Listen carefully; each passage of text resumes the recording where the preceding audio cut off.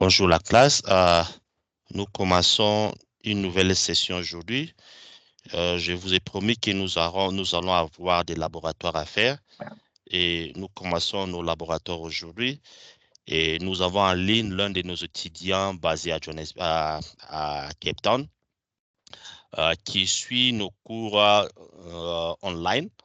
Et nous sommes dans notre studio d'enregistrement qui est basé au niveau de Johannesburg, c'est-à-dire au niveau de notre centre qui est basé à Johannesburg. Ce sont des classes physiques, comme je l'avais dit l'autre fois. Nous allons faire trois modèles des appels, c'est-à-dire le premier modèle, nous allons commencer avec les appels ou l'appel euh, qu'on appelle plutôt une personne proche du client. Le deuxième type d'appel ou le deuxième appel modèle, ça sera un appel plutôt où on parle à une personne inconnue. Et le troisième modèle, ça sera un appel où on parle au client ou débiteur. Donc, nous commençons à voir le premier type d'appel où nous allons avoir à parler à une personne qui est proche du client. La personne qui est proche du client connaît les clients, c'est-à-dire c'est une personne qui connaît les clients et a les informations sur les clients, c'est-à-dire le numéro du contact du client. Je vais compter à 1, 2, 3 et nous allons commencer notre appel. Bonjour, monsieur. Bonjour, comment puis-je vous aider? Oui, mon nom est Merlin Massambamba. Je vous appelle pour le compte de notre client, la Banque africaine. Et je travaille pour Messi Code Credit. Puis-je parler à monsieur Jean-Louis?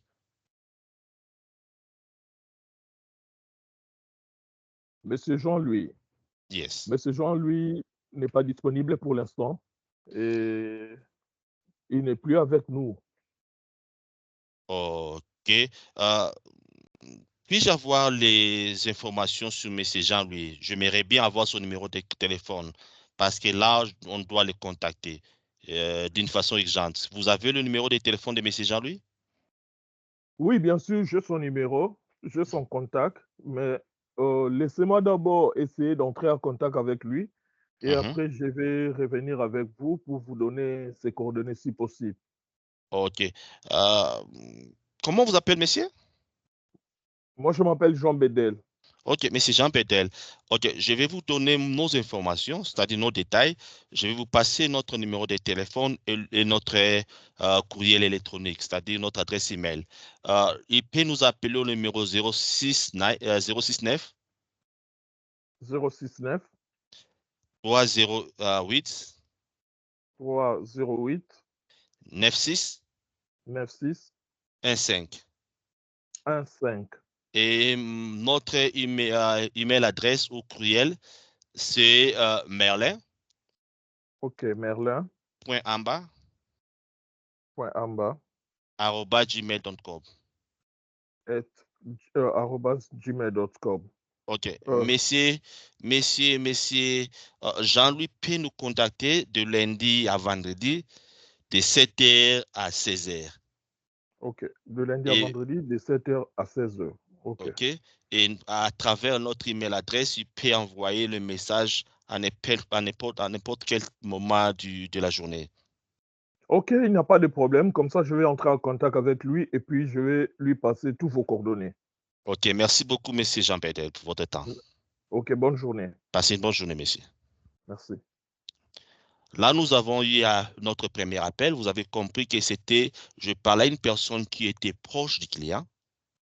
Et la personne qui est proche du client n'a pas voulu dépasser les informations ou les détails du client, c'est tout à fait normal parce qu'il ne connaît pas.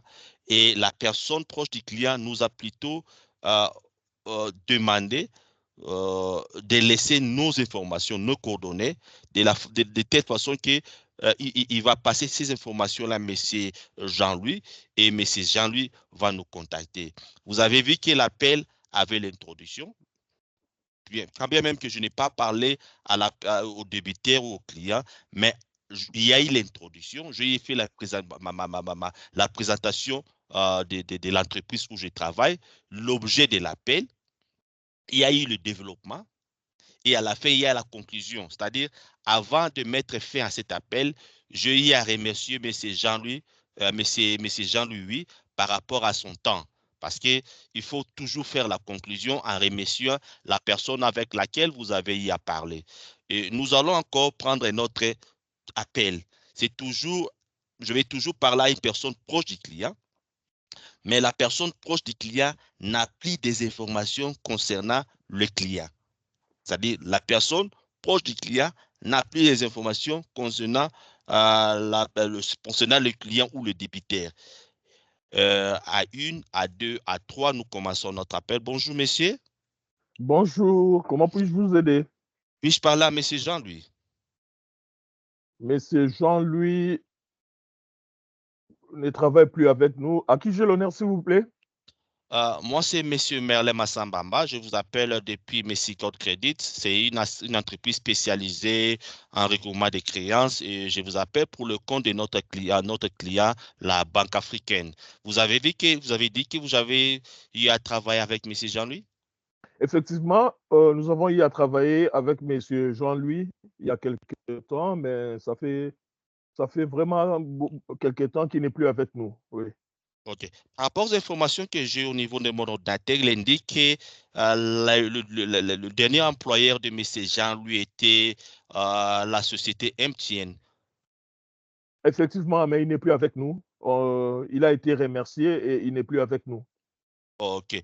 Vous avez le numéro de contact de M. Jean, lui, son adresse, son numéro de contact, un numéro que nous pouvons utiliser même pour contacter M. Jean-Louis. Ça peut être le numéro de son épouse, ça peut être le numéro d'un ami ou d'un membre de famille que nous pouvons utiliser. Ah, je suis désolé. En tout cas, je n'ai plus ses contacts. Je ne sais pas comment les joindre. OK. Monsieur, je parlais à monsieur?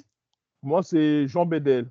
OK, monsieur Jean Bedel, je pense que euh, on n'aura pas réellement un contact disponible de votre part pour contacter monsieur Jean-Louis. Alors, je pense que euh, si vous pouvez peut-être nous donner le numéro du contact de votre l'entreprise là où vous travaillez, le réseau humain, peut-être au niveau des réseaux humains, on aura plus d'informations de ce côté-là. OK, comme ça, je vais vous passer ce numéro 078 Mhm, 274 mhm, 63 mhm. 63. OK. Merci beaucoup, monsieur Jean Bedel, pour votre temps. Je vous en prie. Passez une bonne journée. Vous avez vu que le deuxième appel, j'ai toujours à parler à une personne proche du client, mais la personne proche du client n'a plus les informations de monsieur Jean Bedel, de monsieur Jean-Louis plutôt. En posant mes questions, parce que c'est quand vous êtes un expert en recouvrement des créances, il faut toujours poser des questions. À travers ces questions-là, vous aurez plus d'informations pour essayer d'avoir les détails précis sur les clients. C'est-à-dire en posant des questions, quand bien même que M. Jean Bédé n'avait plus les informations concernant ou les détails ou les numéros de contact concernant M. Jean-Louis, mais on a quand même quelque chose qu'on peut utiliser, c'est-à-dire le numéro de contact des ressources humaines que nous pouvons utiliser pour retracer M. Jean-Louis, que nous pouvons utiliser même dans le futur. Donc, vous avez hier remarqué toujours dans mes appels, il y a l'introduction, il y a le développement, c'est-à-dire le corps de l'appel, et il y a la conclusion où je remercie la personne avec qui je y ai parlé. Nous allons prendre le deuxième appel modèle, c'est-à-dire je vais parler à une personne inconnue du client. La personne ne connaît pas le client, inconnu. C'est-à-dire nous sommes on nous a communiqué un numéro qui n'était pas réel, c'est-à-dire le numéro que le client nous a communiqué. On ne peut même pas avoir des détails sur sa personne. À une, à deux, à trois, on commence l'appel. Bonjour, monsieur. Bonjour. Comment puis-je vous aider? Mon nom, c'est Monsieur Merlin Massambamba. Je vous appelle depuis Messicode Credit, une entreprise spécialisée dans le roulement des créances. Et je vous appelle pour le compte de notre client, la Banque africaine. Puis-je parler à Monsieur Jean-Louis? Monsieur Jean-Louis, nous n'avons pas de Monsieur Jean-Louis avec nous ici. Moi, c'est Jean Bedel. Et Jean, lui, n'est pas proche de vous, un ami, une personne que vous connaissez? Non, nous n'avons pas, je ne connais aucun Jean-Louis. OK. Merci beaucoup, messieurs, pour votre temps. Je vous en prie. Le deuxième modèle d'école, ou appel à modèle, je l'avais intitulé, comme je l'ai dit, la personne inconnue du client. Vous avez vu que j'ai eu à parler avec M. Jean Bedel et M. Jean Bedel ne connaît pas Jean-Louis. Qu'est-ce qu'on fait au niveau du système? Parce qu'il faut toujours prendre des notes. Il faut prendre des notes. J'ai eu à parler à M. Jean Bedel. M. Jean Bedel a confirmé qu'il ne connaît pas M. Jean-Louis et ce n'est pas un numéro de contact qu'on peut utiliser dans le futur parce que nous aurons toujours à avoir la même réponse. Je ne connais pas M. Jean-Louis. Et comme je l'avais indiqué pendant que j'étais dans le chapitre où je parlais des coûts et charges, ainsi de suite, quand vous avez eu à parler à une personne qui est inconnue des clients, vous ne facturez pas, vous ne chargez pas. Parce que le numéro que nous avons eu à appeler, la personne que nous avons eu à parler avec a confirmé qu'il ne connaît pas monsieur Jean-Louis. C'est-à-dire qu'il n'y a pas de charge possible. Mais pour le premier appel modèle, nous avons eu à parler à des personnes qui sont proches du client, à des appels différents. Nous avons eu à parler à des personnes qui sont proches du client. Nous devons charger, nous devons facturer cet appel. Alors, nous allons commencer les tout derniers appels, c'est-à-dire nous allons commencer avec le tout dernier appel modèle, c'est-à-dire nous aurons à contacter ou à parler avec le client ou le débiteur. Je vais donner la structure de l'appel. Le premier appel, le client travaille, c'est-à-dire nous aurons à parler avec une personne qui travaille. À une, à deux, à trois, nous commençons l'appel. Bonjour, monsieur. Bonjour, comment puis-je vous aider? Oui, je suis Merlin Massambamba. Je travaille pour le compte de Messicode Credit, une entreprise spécialisée dans le groupement des créances. Et je vous appelle pour le compte de notre client, la Banque africaine. Puis-je parler à M. Jean-Louis? Oui, je suis Monsieur Jean-Louis. Ok, M. Jean-Louis, comme je l'ai dit, mon nom est Merlin Massambamba. Je vous appelle depuis Messicode Credit pour le compte de notre client, la Banque africaine. Et par rapport aux informations que j'ai à ma possession, je vous avais un crédit auprès de la Banque africaine depuis l'année passée au mois de janvier, le 18 janvier précisément. Et la dernière fois que vous avez appelé à payer votre crédit ou votre dette, c'était au mois de novembre de l'année passée. Pouvez-vous me donner plus d'informations pourquoi vous avez arrêté à faire le paiement? Oui, effectivement, je reconnais avoir de la dette et que j'étais censé payer, mais j'ai eu quelques difficultés au niveau financier qui ne m'ont pas permis à apurer mes dettes. Mais bientôt, on va avoir un arrangement pour pouvoir commencer à payer vos créances. Ah, OK. Donc, vous avez eu des difficultés financières depuis le mois de novembre de l'année passée. Et pourquoi il n'y a pas eu de correspondance à ce sens pour nous dire tout simplement que vous aurez ou vous avez des difficultés financières pour honorer vos paiements? Je suis désolé. Au fait, j'étais submergé avec d'autres problèmes et c'est Mhm. ce qui ne m'a pas permis d'entrer en contact avec vous pour pouvoir amorcer ce genre de démarches. OK.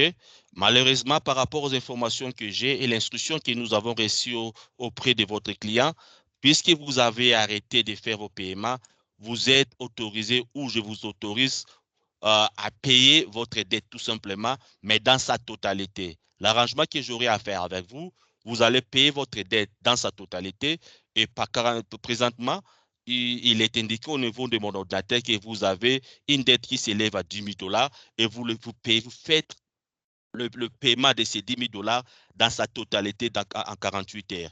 Pouvez-vous me dire si vous pouvez le faire? Dans 48 heures, ça ne sera pas possible, comme j'ai dit précédemment, que j'ai des difficultés financières. Mhm. Donc, un arrangement me sera vraiment bénéfique. Ah oui, je comprends tout ce que vous m'avez dit. Et malheureusement, je tiens toujours à dire ce que j'ai en ma possession parce que ce sont des instructions que nous avons reçues. Si vous ne pouvez pas payer votre dette dans 48 heures, on aurait votre paiement dans 48 heures toujours, mais vous payez premièrement 70% de ce que vous avez comme dette. C'est-à-dire vous aurez à payer 7 000 $ dans 48 heures. Ça Vous ne pouvez sera le pas faire? non plus possible. Ça ne Mhm. sera pas possible, comme j'ai dit, puisque j'ai des difficultés financières. Je demanderai que vous soyez un peu clément, parce que dans 48 heures, ça ne sera pas possible. Un OK. arrangement beaucoup plus favorable et je pense que ça sera bénéfique pour nous tous. OK. Monsieur Jean-Louis, pouvez-vous toujours confirmer si vous travaillez toujours chez MTN?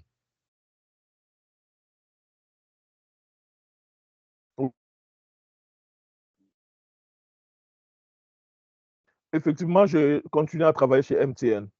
OK, vous continuez à travailler chez MTN et vous avez toujours le même poste.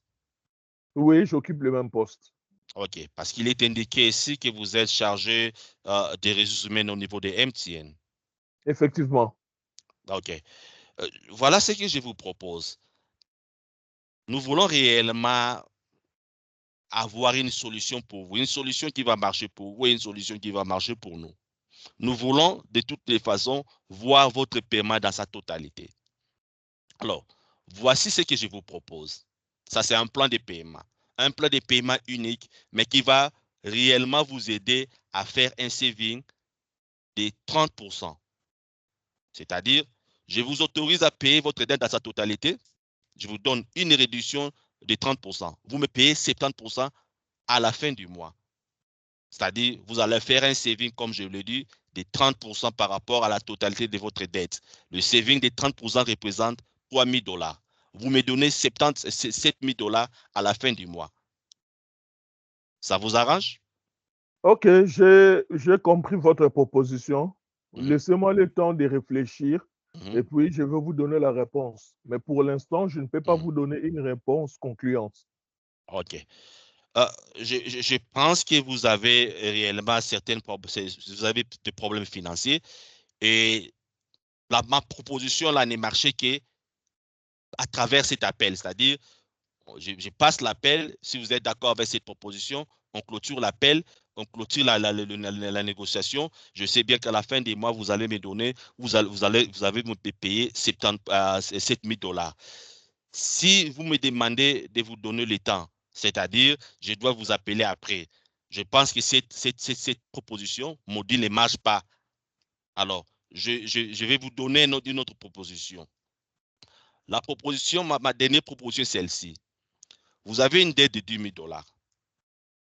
Je vous autorise de faire le paiement par mois, mais vous aurez à payer 10% de votre dette. Ça, c'est la dernière proposition. Vous payez 10% de votre dette. Pourquoi je vous demande 10%? Si vous payez moins de 10%, en termes d'intérêt et charges, votre dette va accumuler par an 15%. Pour minimiser l'intérêt, je vous autorise à payer 10%. Et de votre côté, en termes d'intérêt et charges, vous aurez moins de charges. Mais si vous payez moins de 10%, malheureusement, votre dette va accumuler beaucoup d'intérêts et charges. Au finish, au lieu de payer 10 000 $, vous allez payer 12 000 $. Le 2 000 $ sera pour les intérêts et charges que votre compte va accumuler. Qu'est-ce que vous en dites? Je pense que c'est une bonne proposition. Mhm. Je le considère, je pense que c'est une meilleure proposition. OK. Alors, Oui, je pourrais payer 10% par mois et ça me convient. OK. Le 10% par mois représente pratiquement 1 000 $. C'est-à-dire, dans 10 mois, vous aurez à payer votre dette dans sa totalité.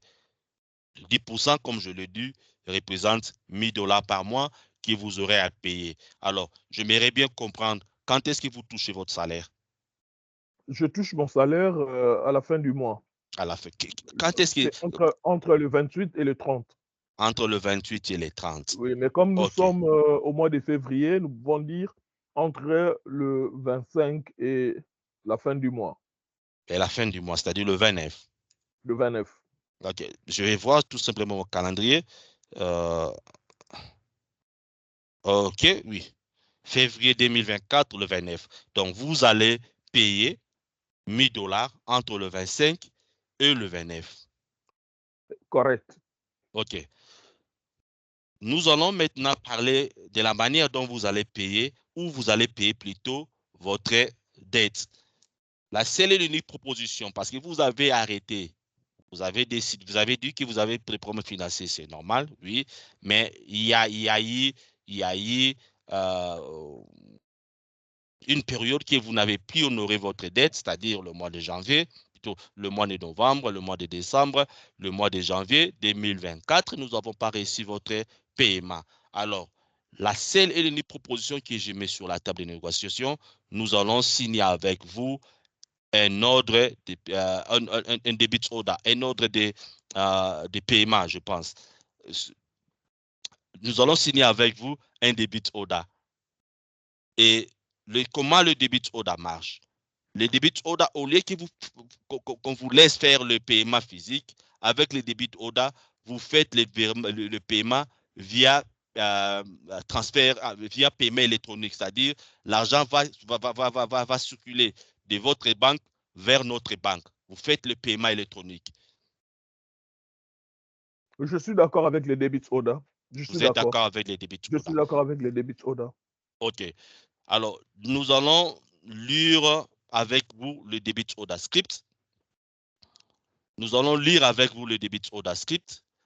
Mais vous avez compris que nous allons faire un virement bancaire de votre compte vers notre compte pour honorer votre paiement. Et pourquoi on le fait? On le fait pour économiser premièrement votre temps.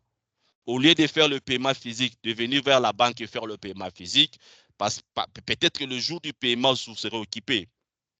Peut-être que le jour du paiement, vous aurez des choses à faire. Pour éviter ces obstacles-là, nous vous proposons ce debit order. Le debit order va économiser votre temps et le debit order va même vous donner un bon statut au niveau des bureaux de crédit parce que vous payez via le debit order, OK? Correct. OK.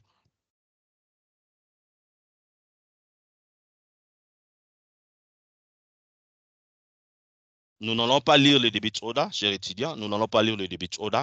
Je vous envoie le manuel de debit order.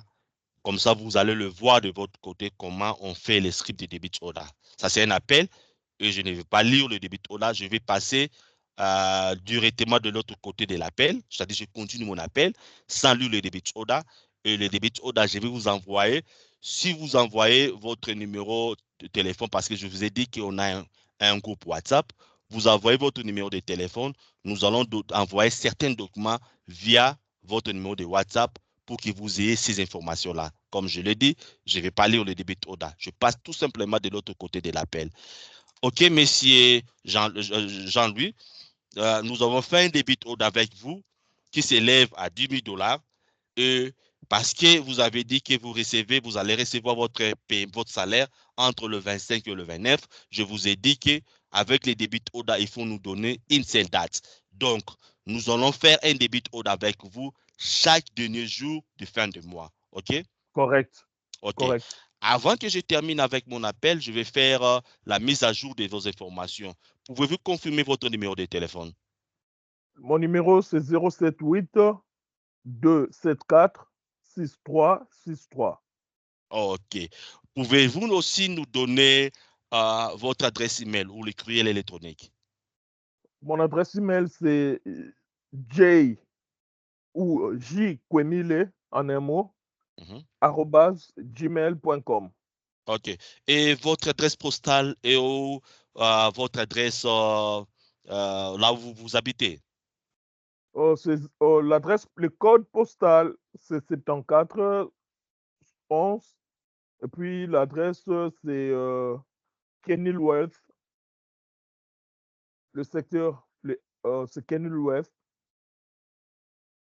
East Street, numéro 5, Claremont. OK. Merci beaucoup, monsieur Jean-Louis, pour votre temps. Euh, vous avez dit que vous allez payer votre dette via debit order chaque fin Correct. du mois, chaque dernier jour de fin du mois. C'est-à-dire pour le mois de février, nous l'aurons le 29. Le 29 février, nous aurons votre paiement et vous allez Correct. payer via debit order un montant de 1 000 $ par mois, ce qui fait que vous allez payer votre dette pour 10 mois. C'est-à-dire votre dernier paiement sera le 30 novembre de ce mois. Correct. Confirmez-vous ces informations? Oui, je confirme ces informations. OK, monsieur Jean-Louis, merci beaucoup pour votre temps. Passez une bonne journée. Merci beaucoup, je vous en prie. OK. Vous avez vu avec cet appel, nous avons eu à parler au client débiteur. Le client travaille. Je l'ai toujours dit. Quand vous parlez au client, commencez toujours à demander au client de payer sa dette à sa totalité. J'ai demandé au client de payer sa dette à sa totalité. Le client m'a dit qu'il avait des difficultés financières.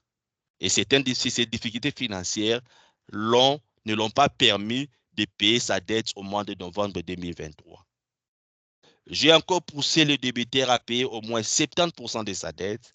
Le débiteur a dit qu'il n'aura pas la possibilité de payer 70% de sa dette.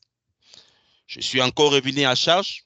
J'ai présenté au débiteur le bénéfice pour lui de me suivre avec ma proposition. C'est-à-dire, j'ai mis une proposition sur la table de négociation qu'il paye au moins 10% de sa dette. Et j'ai même donné les avantages. Pourquoi il doit payer ces 10% de sa dette?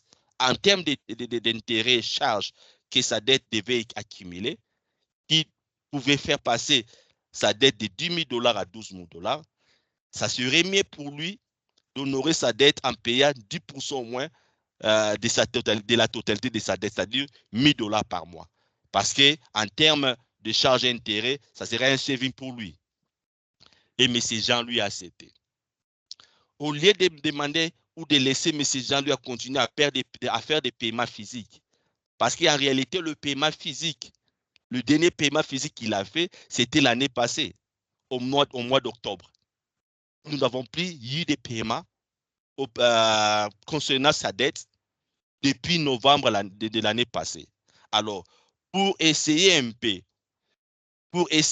nous donner de la chance à M. Jean-Louis d'honorer son engagement, nous avons demandé à M. Jean-Louis de payer cette fois-ci sa dette via débit order. Je m'excuse pour les amis francophones. Vous avez vu que nous avons eu des difficultés à travers cet appel parce que moi et M. Jean-Louis, c'est-à-dire M. Jean Bedel, de son vrai nom, nous habitons un pays francophone, c'est-à-dire il y a eu un pays de mélange de l'anglais et du français.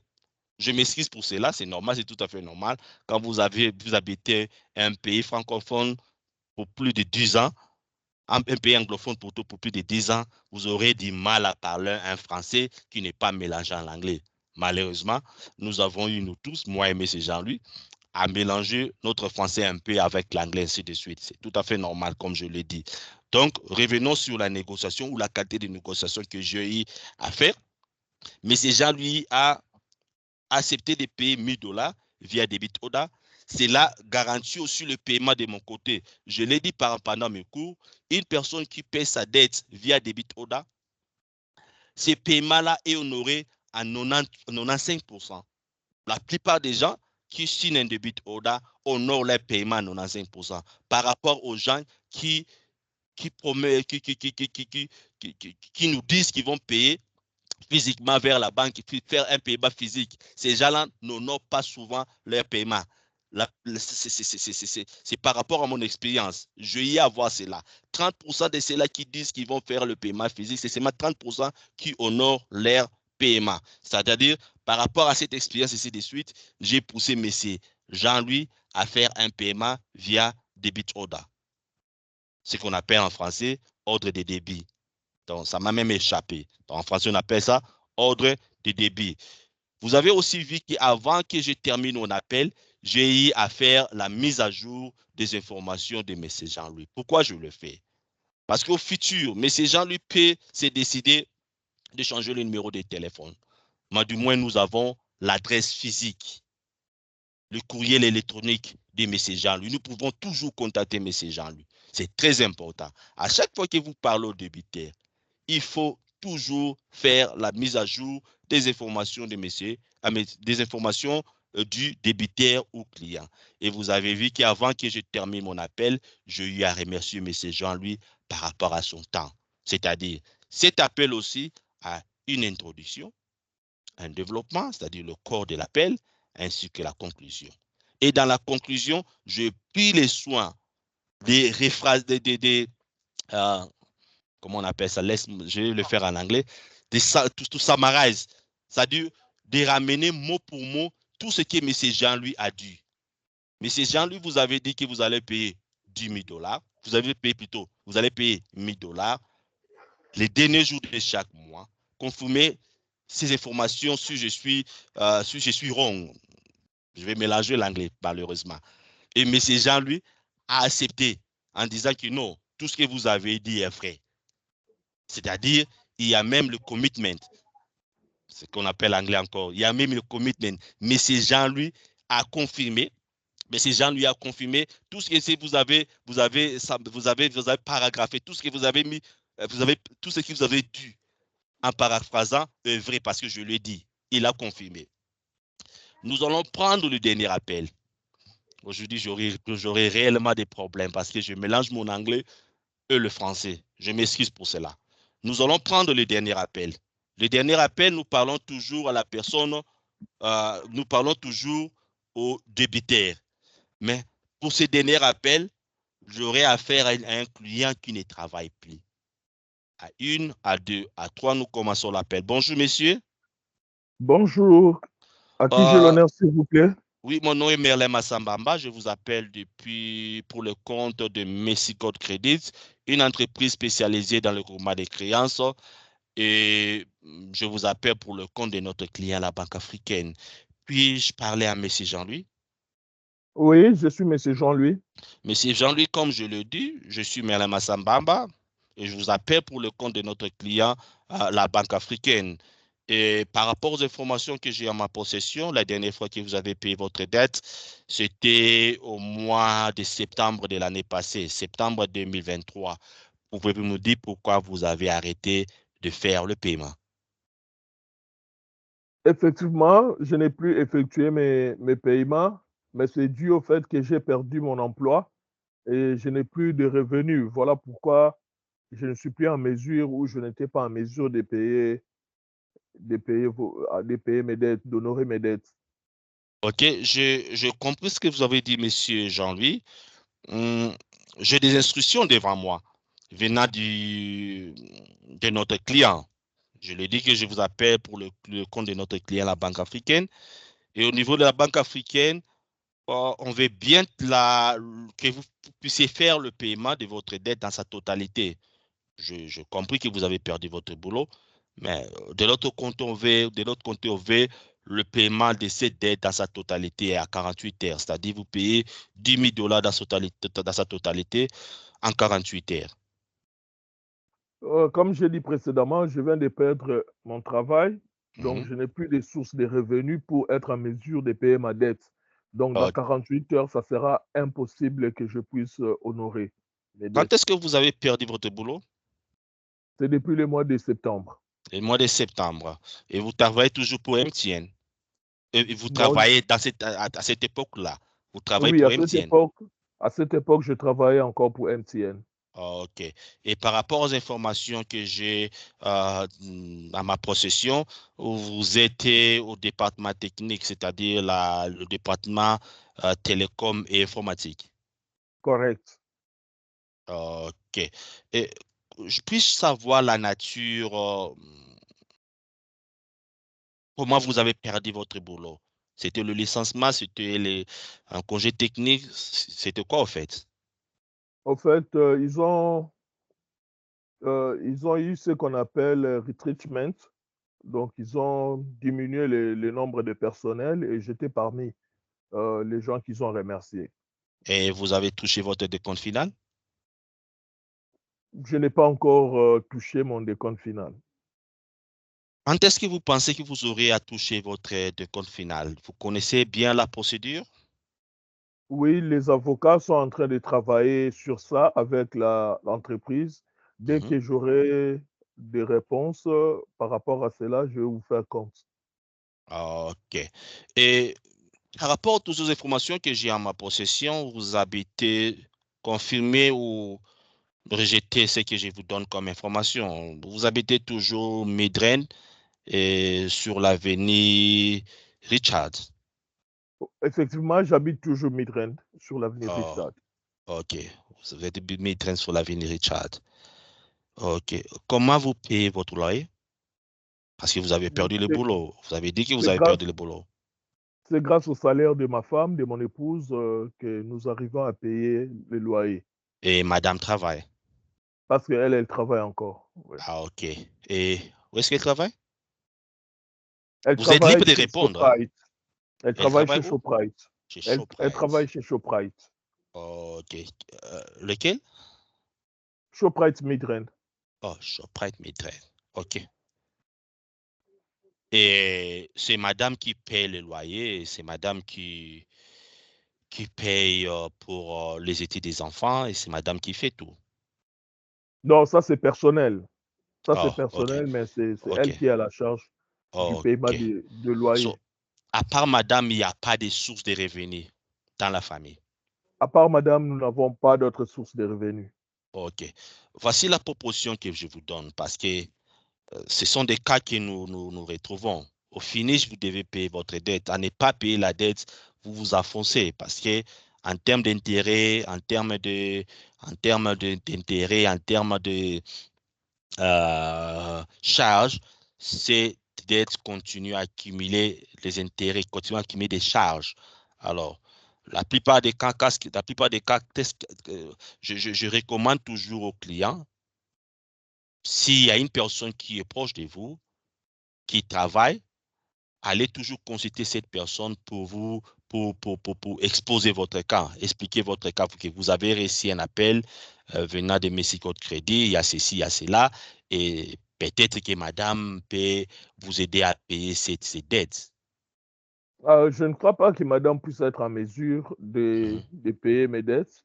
mhm, Je pense plutôt mhm, que je devrais avoir une réunion avec vous pour un arrangement. mhm, Et puis, une fois, avec mes avocats, si nous arrivons à avoir mon décompte final avec l'entreprise mhm, MTN, là, je mhm. serai en mesure de vous payer ce que je vous dois. Et par rapport au timing, là, vous ne m'avez pas donné le timing parce que si on doit vous appeler, si on doit vous contacter, on doit quand même avoir le timing que, à cette période, cette situation devait ou doit être réglée au niveau de MTN. Nous devons rappeler M. Jean-Louis. Il y a pas de timing que vous m'avez donné. Je pense d'ici 3 mois, la solution pourrait être résolue. OK, d'ici 3 mois, la solution devait être résolue. Et comme je vous l'ai dit, vous avez une dette de 10 000 dollars. Vous avez une dette de 10 000 dollars. Par rapport aux propositions, par rapport aux informations, aux instructions que j'ai du client, vous devez payer cette dette dans sa totalité. Et j'ai compris que Correct, vous ne travaillez pas, OK? J'ai compris que vous ne correct. travaillez pas. Alors, au lieu d'attendre jusqu'à ce que vous allez recevoir l'argent de décompte final, je viens avec une proposition minime, mais qui va réellement aider à faire la maintenance de votre compte. Je vous propose, par rapport à votre situation, par rapport aux difficultés que vous traversez, mais je vais vous rappeler en 3 mois. Dès que vous allez Correct. recevoir votre décompte final, vous devez nous payer votre dette dans sa totalité. Mais présentement, je viens avec une proposition de 5 dollars. Vous payez 5 dollars pendant 3 mois. Après 3 mois, je vais vous recontacter, savoir si vous avez obtenu votre décompte final. Et après cela, ce n'est qu'après cette période que vous allez payer votre dette dans sa totalité. Je Qu'est-ce que suis vous en d'accord. dites? Je suis Vous êtes d'accord d'accord avec avec ça. le paiement des 5 dollars? OK? Je suis d'accord. Vous allez faire le paiement des 5 dollars. J'ai compris que vous avez perdu le boulot parce que la meilleure proposition ici serait de payer votre dette via debit order.